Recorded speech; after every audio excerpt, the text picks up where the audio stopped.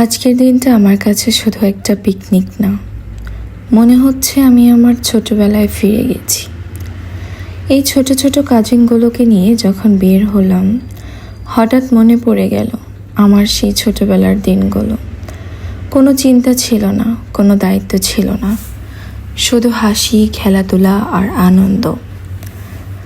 আজকে আমরা চলে এসেছি একদম প্রকৃতির মাঝে।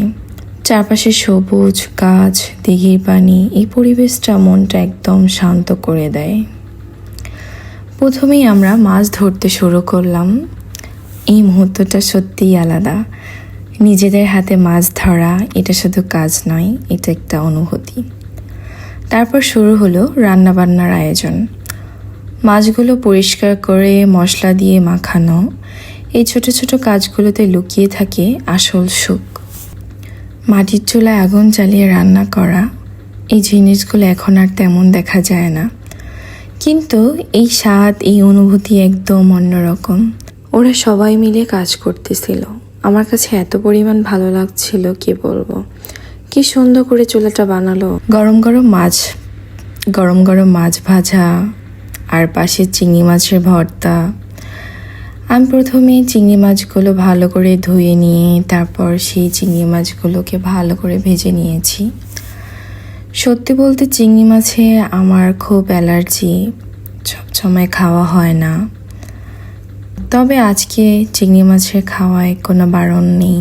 আজ সবাই মিলে একসাথে চিংড়ি মাছ ভর্তা করে খাবো, তো এর মজাই আলাদা। আর এই চিংড়ি মাছটা ছিল একদম তাজা চিংড়ি মাছ, একদম দিকে থেকে ধরা।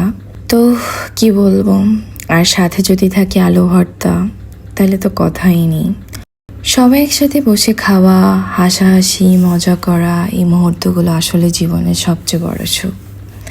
আর এই পাটায় বেটে যখন ভর্তা করা হয়, তো প্রত্যেকটা ভর্তার স্বাদ তখন দ্বিগুণ বেড়ে যায়। জানি না আপনারা কেমন পছন্দ করেন, কার কাছে কেমন লাগে, তবে আমি মনে করি সবার কাছে ভর্তা জিনিসটা আসলেই ভালো লাগে।